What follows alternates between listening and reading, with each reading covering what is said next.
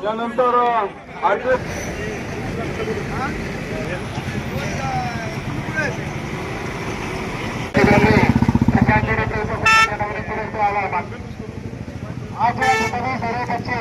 जिल्हांडे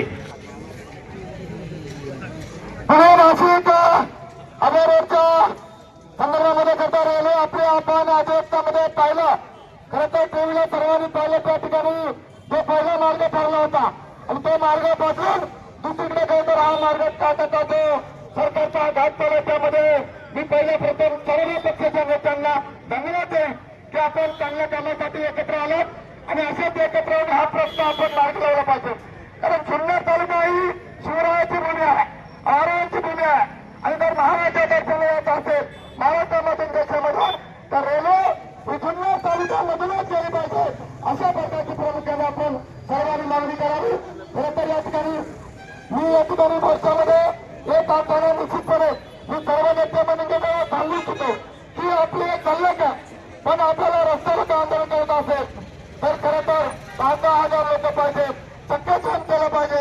अशा प्रकारची प्रत्येक नेत्याने जबाबदारी घ्यावी आणि जर आता कदाचित हा मार्ग बदलला तर हा माझा घरगुती येताना यासाठी आपण सर्वांनी ताकदीने उतरला पाहिजे.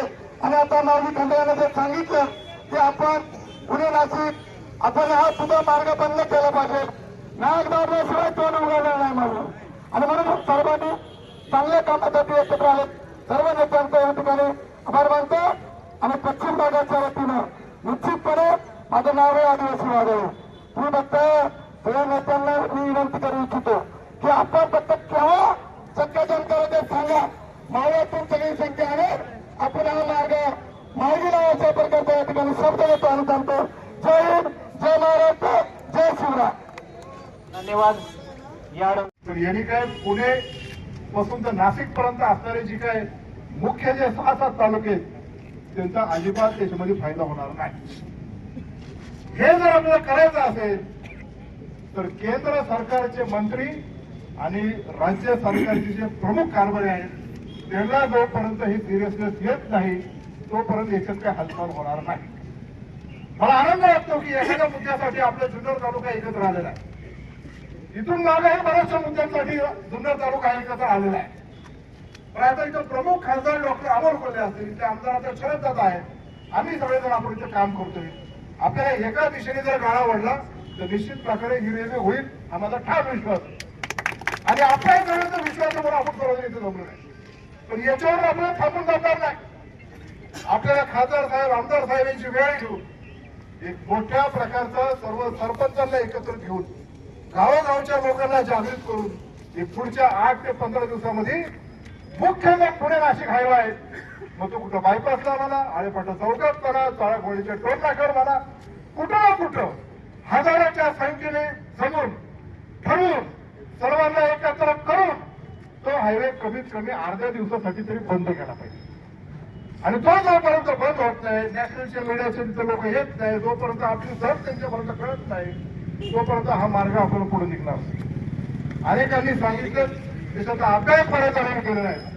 खासदार साहेबांनी त्याच्यामध्ये भरपूर अभ्यास केला आहे की जगाच्या पाठीवर 15 देशांमध्ये जिथे जिथे जीएमआरटी आहेत, जीएमआरटी सारखे प्रकल्प आहेत तिथून रेल्वे केलेली आहे. मग ती रेल्वे जात असताना तिथे काय काय आपल्याला सोल्युशन केलं पाहिजे. जगाचं तंत्रज्ञान एवढं वाढले ते होत नाही का? होते.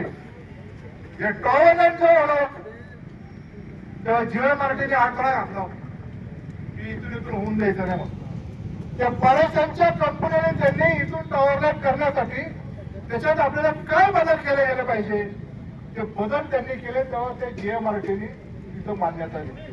हिंदवी स्वराज्याचे संस्थापक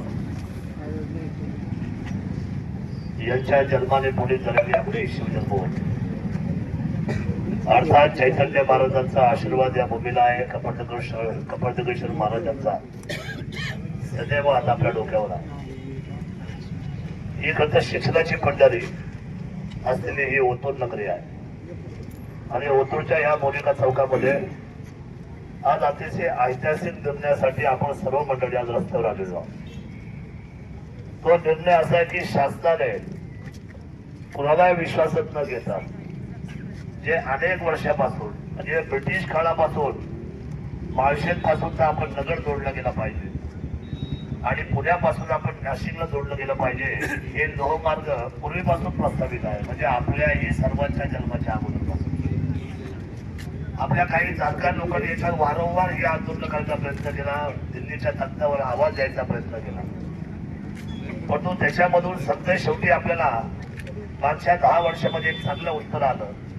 ज्या एका मिटिंगला शिवाजीदादा आढराव पाटलाबरोबर मी सुद्धा गेलो होतो आणि राज्य शासनाने आपला वाटा उचलून आपल्या सर्वांना त्या रेल्वेचा मार्ग सुखकर करायचा म्हणून खरं तर पेपर नोटीस झाली, अधिकाऱ्यांना सुरुवात झाली, लोकांना पैसे द्यायला सुरुवात झाली. तिथे संमिश्र काही प्रतिसाद होता नव्हता. काही ठिकाणी मोठं मागायचं रे, त्यांचं असं म्हणणं होतं की आम्हाला जास्तीचा पैसा आला पाहिजे, काहींचं म्हणणं की आम्ही भूमिहीन होऊन जाऊ. तर बऱ्याचशी लोक जी आपण सोडून इथं आहे, आपण आंबेगाव सोडली तर खालच्या सगळ्या नगरच्या लोकांना असं वाटतं, संगमनेर केळी मोठ्या या सगळ्या लोकांना वसंतराव की रेल्वे गेलं तर आम्हाला खरा जास्त पैसा मिळणार.